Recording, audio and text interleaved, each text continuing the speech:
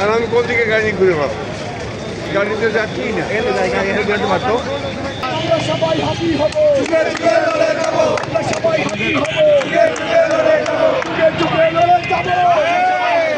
আমি বিগত দিনে আন্দোলন সংগ্রাম করেছি। এই খুনিয়া সিনিয়র পতনের জন্য আমি টাইগার সেজে আন্দোলন সংগ্রাম করতাম।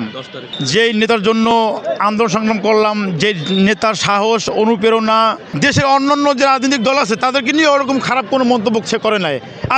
আমি হ্যাপি, খুব ভালো যে আমি এমন একজন লিডার পেয়েছি যে ক্ষমা করতে পারে, যে তার হৃদয়টা বিশাল বড়, সাগরের মতো বিশাল বড় তার হৃদয়। হ্যাঁ, সে অনেক ভালো মনের মানুষ। আই লাভ তারেক রহমান, আপনাকে খুব ভালোবাসি।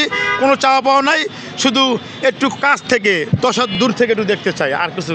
ইনশাআল্লাহ আমরা শতভাগ আশাবাদী। আমরা সর্বোচ্চ প্রচেষ্টা করব।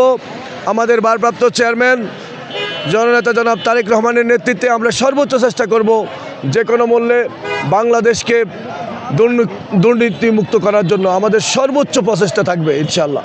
যারা সমর্থক নেতৃবৃন্দ নেতাকর্মী আছে, আমরা টিএসসিতে অবস্থান করছি। আমরা ইনশাল্লাহ অত্যন্ত সফলভাবে আজকের এই আমাদের দেশটা জনাব তারেক রহমানের কবর শেষ পর্যন্ত জিয়ারত করার পর্যন্ত আমরা অবস্থান করব।